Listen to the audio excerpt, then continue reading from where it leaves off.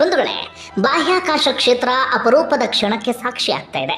ಈ ವಿಶೇಷ ಸಂದರ್ಭವನ್ನ ಕಣ್ತುಂಬಿಕೊಳ್ಳೋದಿಕ್ಕೆ ಇಡೀ ಜಗತ್ತು ಕಾತರದಿಂದ ಕಾಯ್ತಾ ಇದೆ. ಆ ವಿಶೇಷ ಕ್ಷಣ ಯಾವುದು ಅಂದ್ರೆ, ಭಾರತೀಯ ಮೂಲದ ಗಗನಯಾತ್ರಿ ಸುನಿತಾ ವಿಲಿಯಮ್ಸ್, ಅದೇ ರೀತಿಯಾಗಿ ಅಮೆರಿಕದ ಬುಚ್ ವಿಲ್ಮೋರ್ ಇಬ್ಬರೂ ಕೂಡ ಅಂತಾರಾಷ್ಟ್ರೀಯ ಬಾಹ್ಯಾಕಾಶ ನಿಲ್ದಾಣದಲ್ಲಿ ಸಿಲುಕಿ 285 ದಿನ ಆಗಿತ್ತು. ಅಂದರೆ ಹೆಚ್ಚು ಕಡಿಮೆ 9 ತಿಂಗಳು. ಇವರಿಬ್ಬರು ಕೂಡ ತ್ರಿಶಂಕು ಪರಿಸ್ಥಿತಿಗೆ ಸಿಕ್ಕಾಕೊಂಡು ಬಿಟ್ಟಿದ್ರು. ಯಾವ ಪರಿಯಾಗಿ ಮಾಧ್ಯಮಗಳಲ್ಲಿ ಅಥವಾ ಬೇರೆ ಬೇರೆ ಕಡೆಗಳಲ್ಲಿ ಚರ್ಚೆ ನಡೀತಾ ಇತ್ತು ಅಂದ್ರೆ, ಇವರಿಬ್ರು ವಾಪಸ್ ಬರೋದು ಡೌಟ್, ಮುಂದೆ ಏನು ಬೇಕಾದರೂ ಆಗಬಹುದು, ಇಂತಹ ಚರ್ಚೆ ನಡೀತಾ ಇತ್ತು. ಆದರೆ ನಾಸಾ ಮಾತ್ರ ಮತ್ತೆ ಮತ್ತೆ ಜನರಿಗೆ ಭರವಸೆಯನ್ನ ಕೊಡ್ತಾ ಇತ್ತು. ಸದ್ಯದಲ್ಲೇ ನಾವು ವಾಪಸ್ ಕರ್ಕೊಂಡು ಬರ್ತೀವಿ ಅಂತ ಹೇಳಿ ನಾಸಾ ಮಾತು ಕೊಟ್ಟಂತೆ ಇದೀಗ ಅವರಿಬ್ಬರನ್ನು ಕೂಡ ಯಶಸ್ವಿಯಾಗಿ ಭೂಮಿಗೆ ಕರ್ಕೊಂಡು ಬರ್ತಾ ಇದೆ. ಆ ಪ್ರಕ್ರಿಯೆ ಈಗಾಗಲೇ ಆರಂಭ ಆಗಿದೆ. ಹಾಗಾದ್ರೆ ಯಾವೆಲ್ಲ ಪ್ರಕ್ರಿಯೆ ನಡೀತಾ ಇದೆ, ಇಲ್ಲಿಯವರೆಗೆ ಏನೆಲ್ಲ ಬೆಳವಣಿಗೆ ಆಯಿತು, ಒಂದಷ್ಟು ಇಂಟ್ರೆಸ್ಟಿಂಗ್ ಡೀಟೇಲ್ಸ್ ಅನ್ನ ಈ ವಿಡಿಯೋದಲ್ಲಿ ಗಮನಿಸ್ತಾ ಹೋಗೋಣ. ತಕ್ಷಣದ ಬೆಳವಣಿಗೆಯನ್ನು ಗಮನಿಸೋದಾದರೆ, ಸುನಿತಾ ವಿಲಿಯಮ್ಸ್ ಹಾಗೆ ಬುಚ್ ವಿಲ್ಮೋರ್ ಅಂತಾರಾಷ್ಟ್ರೀಯ ಬಾಹ್ಯಾಕಾಶ ನಿಲ್ದಾಣ ಅಥವಾ ISS ಅನ್ನು ತಲುಪಿದಂತಹ ಬೋಯಿಂಗ್ ಸಂಸ್ಥೆಯ ಸ್ಟಾರ್ ಲೈನರ್ ಸ್ಪೇಸ್ ಕ್ರಾಫ್ಟ್ ನಲ್ಲಿ ಸಮಸ್ಯೆ ಕಾಣಿಸಿಕೊಂಡಿತ್ತು. ಅದರಲ್ಲಿ ವಾಪಸ್ ಬರುವಂತ ಸ್ಥಿತಿಯಲ್ಲಿ ಇರಲಿಲ್ಲ. ಹಾಗೇನಾದ್ರೂ ಅಂಥದ್ದೊಂದು ರಿಸ್ಕ್ ತೆಗೆದುಕೊಂಡ್ರೆ ಮುಂದೆ ಏನು ಬೇಕಾದರೂ ಆಗುವಂತಹ ಸಾಧ್ಯತೆ ಇತ್ತು. ಅದಕ್ಕೆ 2003ರ ಕಲ್ಪನಾ ಚಾವ್ಲಾ ಘಟನೆ ಬಹುದೊಡ್ಡ ಉದಾಹರಣೆ ಅಂದ್ರೂ ಕೂಡ ತಪ್ಪಾಗ್ಲಿಕ್ಕಿಲ್ಲ. ಹೀಗಾಗಿ ಯಾವುದಾದ್ರೂ ಒಂದು ಸ್ಪೇಸ್ ಕ್ರಾಫ್ಟ್ ಭೂಮಿಯಿಂದ ಅಂತಾರಾಷ್ಟ್ರೀಯ ಬಾಹ್ಯಾಕಾಶ ನಿಲ್ದಾಣಕ್ಕೆ ಹೋಗಬೇಕಿತ್ತು. ಅಲ್ಲಿಂದ ಅವರನ್ನ ಯಶಸ್ವಿಯಾಗಿ ಭೂಮಿಗೆ ಕರ್ಕೊಂಡು ಬರಬೇಕಾಗಿತ್ತು. ಆಗ ಅವರ ಸಹಾಯಕ್ಕೆ ಧಾವಿಸಿದ್ದು ಎಲಾನ್ ಮಸ್ಕ್ರ ಸ್ಪೇಸ್ ಎಕ್ಸ್ ಸಂಸ್ಥೆಯ ಡ್ರ್ಯಾಗನ್ ಗಗನ ನೌಕೆ. ಅಂತಿಮವಾಗಿ ಫಾಲ್ಕನ್ 9 ರಾಕೆಟ್ ಮೂಲಕ ಡ್ರ್ಯಾಗನ್ ಗಗನ ನೌಕೆಯನ್ನು ಅಂತಾರಾಷ್ಟ್ರೀಯ ಬಾಹ್ಯಾಕಾಶ ನಿಲ್ದಾಣಕ್ಕೆ ಕಳುಹಿಸಿಕೊಡಲಾಗಿತ್ತು. ಭಾನುವಾರ ಬೆಳಗ್ಗೆ ಆ ಗಗನ ನೌಕೆ ಯಶಸ್ವಿಯಾಗಿ ಅಂತಾರಾಷ್ಟ್ರೀಯ ಬಾಹ್ಯಾಕಾಶ ನಿಲ್ದಾಣವನ್ನು ಹೋಗಿ ತಲುಪುತ್ತೆ. ಅದರಲ್ಲಿ ಇದ್ದಂಥ 4 ಗಗನಯಾತ್ರಿಗಳು ಬುಚ್ ವಿಲ್ಮೋರ್ ಹಾಗೆ ಸುನಿತಾ ವಿಲಿಯಮ್ಸ್ ಅನ್ನ ತಲುಪ್ತಾರೆ. ಸದ್ಯ ಅದಕ್ಕೆ ಸಂಬಂಧಪಟ್ಟಂತ ವಿಡಿಯೋವನ್ನ ನಾಸಾ ರಿಲೀಸ್ ಮಾಡಿದೆ. ಎಲ್ಲ ಕಡೆಗಳಲ್ಲೂ ಕೂಡ ವೈರಲ್ ಆಗ್ತಾ ಇದೆ. ಸುನಿತಾ ವಿಲಿಯಮ್ಸ್ ಹಾಗೆ ಬುಚ್ ವಿಲ್ಮೋರ್ ಇಬ್ಬರೂ ಕೂಡ ಅಲ್ಲಿಗೆ ಬಂದಂತ ಗಗನಯಾತ್ರಿಗಳನ್ನ ಬಹಳ ಖುಷಿಯಾಗಿ ಸ್ವಾಗತಿಸಿದ್ರು. ನಿಮ್ಮ ನೆಚ್ಚಿನ 7 ಸ್ಯಾಂಡ್ಸ್ ಟೂರಿಸಂ ಕಂಪನಿ ಮತ್ತೊಂದು ಟ್ರಿಪ್ ಆಯೋಜಿಸಿದೆ. ಈ ಬಾರಿ ಕೇವಲ 63,500 ರೂಪಾಯಿಗೆ 5 ದಿನಗಳ ಕಾಲ ಬ್ಯಾಂಕಾಕ್ ಪಟ್ಟಾಯ ಆರಾಮಾಗಿ ಸುತ್ತಾಡಬಹುದು. ಈ ಪ್ಯಾಕೇಜ್ ನಲ್ಲಿ ಫ್ಲೈಟ್ ಟಿಕೆಟ್ಸ್, 3 ಸ್ಟಾರ್ ಹೋಟೆಲ್ ನಲ್ಲಿ stay, all meals, AC transport ವ್ಯವಸ್ಥೆ, tiger park, Pattaya city tour, coral island tour with speed boat, Bangkok city tour, safari board, 24x7 Kannada tour manager assistance, ಜೊತೆಗೆ ಟ್ರಾವೆಲ್ ಇನ್ಶೂರೆನ್ಸ್ ಇರುತ್ತೆ. ಹೊರಡುವ ದಿನ ಇದೆ 14 ಏಪ್ರಿಲ್. ಕೆಲವೇ ಸೀಟುಗಳು ಲಭ್ಯ. ಆಸಕ್ತರು ಈ ಕೆಳಗಿನ ಕಾಂಟ್ಯಾಕ್ಟ್ ನಂಬರ್ಗೆ ಕಾಲ್ ಮಾಡಿ ಈಗಲೇ ನಿಮ್ಮ ಸೀಟನ್ನ ಬುಕ್ ಮಾಡಿ. ಇದೀಗ ಸುನಿತಾ ವಿಲಿಯಮ್ಸ್ ಹಾಗೆ ಬುಚ್ ವಿಲ್ಮೋರ್ ಹಾಗೆ ಆ ಗಗನಯಾತ್ರಿಗಳು ಭೂಮಿಗೆ ವಾಪಸ್ ಮರಳಬೇಕು. ಅದಕ್ಕೆ ಇದೀಗ ದಿನಾಂಕ ಹಾಗೆ ಸಮಯವೂ ಕೂಡ ನಿಗದಿಯಾಗಿದೆ. ನಾಸಾ ಅಧಿಕೃತವಾಗಿ ಇದೀಗ ಪ್ರಕಟಣೆಯನ್ನ ಹೊರಡಿಸಿದೆ. ಆ ಪ್ರಕಾರವಾಗಿ 1 ವಾರ ಆಗಬಹುದು, ತಿಂಗಳಾಗಬಹುದು, ಇಂತಹ ಚರ್ಚೆ ನಡೀತಿತ್ತು. ಆದರೆ ಇದೀಗ ನಾಸಾ ಅಫಿಷಿಯಲ್ ಆಗಿ ಹೇಳ್ತಾ ಇರೋದೇನಪ್ಪಾ ಅಂದ್ರೆ, ಮಂಗಳವಾರ 5:57ಕ್ಕೆ ಅಮೆರಿಕದ ಸ್ಥಳೀಯ ಕಾಲಮಾನದ ಪ್ರಕಾರವಾಗಿ ಸಂಜೆ 5:57ಕ್ಕೆ ಫ್ಲೋರಿಡಾದ ಕಡಲ ತೀರಕ್ಕೆ ಬಂದು ಅವರು ಇಳಿತಾರೆ. ಅವರ ಸ್ವಾಗತಕ್ಕೆ ಅದಾದ ಬಳಿಕ ಅವರಿಗೊಂದಷ್ಟು ವ್ಯವಸ್ಥೆ ಎಲ್ಲವನ್ನು ಕೂಡ ಮಾಡಬೇಕಲ್ಲ, ಭೂಮಿಯ ವಾತಾವರಣಕ್ಕೆ ಹೊಂದ್ಕೊಳ್ಳೋದಕ್ಕೆ. ಅದಕ್ಕೆ ಬೇಕಾದಂಥ ಎಲ್ಲ ಸಿದ್ಧತೆಯನ್ನು ಕೂಡ ಮಾಡಿಕೊಳ್ಳಲಾಗ್ತಾ ಇದೆ. ಅಂತಿಮವಾಗಿ ಬರೋಬ್ಬರಿ 285 ಅಥವಾ 286 ದಿನದ ಬಳಿಕ ಅಂತಾರಾಷ್ಟ್ರೀಯ ಬಾಹ್ಯಾಕಾಶ ನಿಲ್ದಾಣದಿಂದ ಸುನಿತಾ ವಿಲಿಯಮ್ಸ್ ಹಾಗೆ ಬುಚ್ ವಿಲ್ಮೋರ್ ಇದೀಗ ಭೂಮಿಗೆ ಮರಳುತ್ತಾ ಇದ್ದಾರೆ. ಇತ್ತೀಚಿನ ದಿನಗಳಲ್ಲಿ ಬಹುದೊಡ್ಡ ಬಾಹ್ಯಾಕಾಶ ಸಾಹಸ ಅಂದ್ರೂ ಕೂಡ ತಪ್ಪಾಗ್ಲಿಕ್ಕಿಲ್ಲ. ಹೀಗಾಗಿ ಇಡೀ ಜಗತ್ತು ಈ ಕ್ಷಣವನ್ನ ಕಣ್ತುಂಬಿಕೊಳ್ಳೋದಿಕ್ಕೆ ಕಾತರದಿಂದ ಕಾಯ್ತಾ ಇದೆ. ಅದಾದ ನಂತರ ಅವರಿಗೊಂದಷ್ಟು ಆರೋಗ್ಯ ಸಮಸ್ಯೆ ಎಲ್ಲವೂ ಕೂಡ ಕಾಣಿಸ್ಕೊಳ್ಳುತ್ತೆ. ಆ ಆರೋಗ್ಯ ಸಮಸ್ಯೆಯಿಂದ ಹೊರತರೋದಕ್ಕೆ ಏನೇನು ಸಿದ್ಧತೆಯನ್ನು ಮಾಡ್ಕೊಳ್ಬೇಕು, ಆ ಸಿದ್ಧತೆ ಎಲ್ಲವನ್ನು ಕೂಡ ಮಾಡಿಕೊಳ್ಳಲಾಗ್ತಿದೆ. ಅದಕ್ಕೆ ಸಂಬಂಧಪಟ್ಟಂತ ಮಾಹಿತಿಯನ್ನು ಆಮೇಲೆ ಕೊಡ್ತು ಹೋಗ್ತೀನಿ. ಅದಕ್ಕೂ ಮುನ್ನ ಏನಾಗಿತ್ತು ಇಲ್ಲಿಯವರೆಗೆ ಅದನ್ನು ಮೊದಲಿಗೆ ಗಮನಿಸೋಣ. ಒಂದು ವೇಳೆ ನಾಸಾ ಒಂದು ಕಮರ್ಷಿಯಲ್ ಕ್ರೂ ಪ್ರೋಗ್ರಾಮ್ನ ಪ್ಲಾನ್ ಅನ್ನು ಮಾಡಿಕೊಳ್ಳುತ್ತೆ.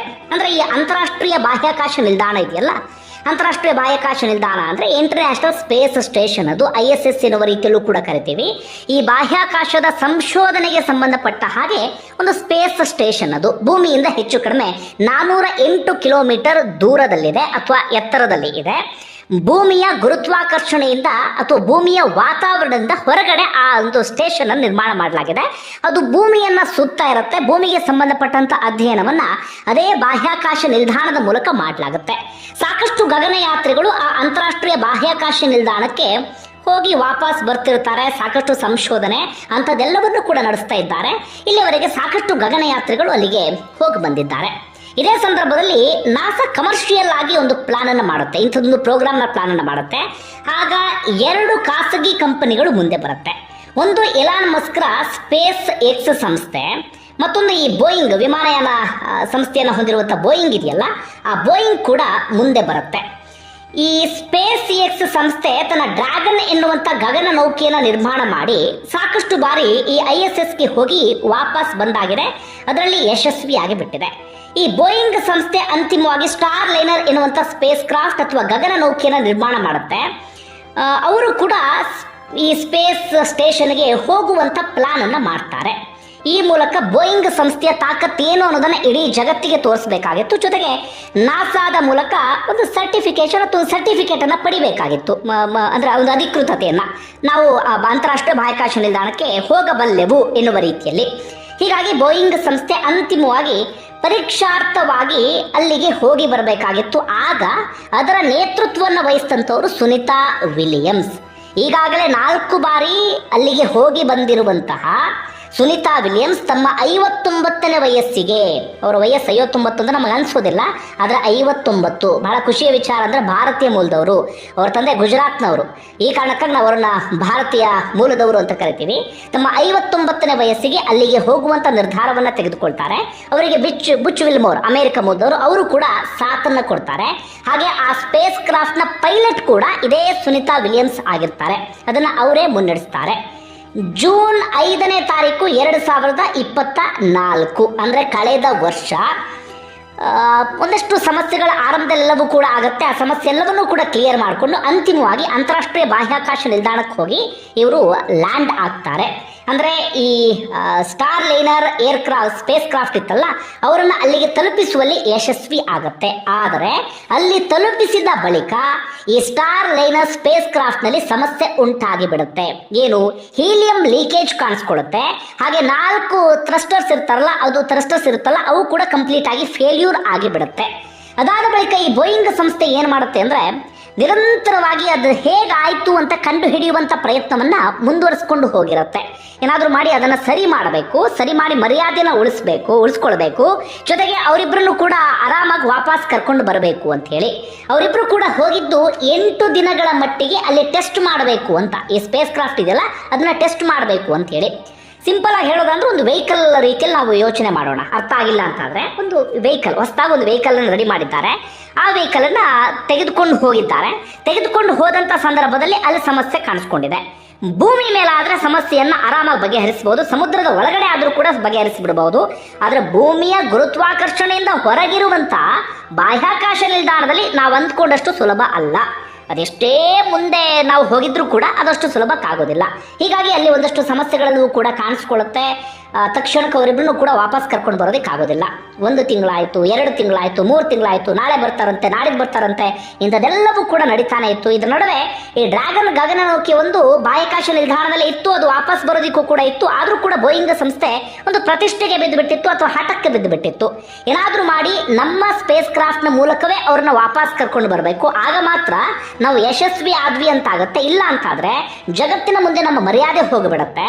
ಜೊತೆಗೆ ನಮ್ಮ ಈ ಪ್ರಯೋಗ ಏನಿತ್ತು ಅದು ಕೂಡ ಯಶಸ್ವಿ ಆಗೋದಿಲ್ಲ ಅಂತೇಳಿ ನಿರಂತರವಾದಂಥ ಪ್ರಯತ್ನವನ್ನು ಪಡ್ತಾ ಇತ್ತು. ಆದರೆ 8 ತಿಂಗಳಾದರೂ ಕೂಡ ಆ ಪ್ರಯತ್ನ ಯಶಸ್ವಿ ಆಗಲಿಲ್ಲ.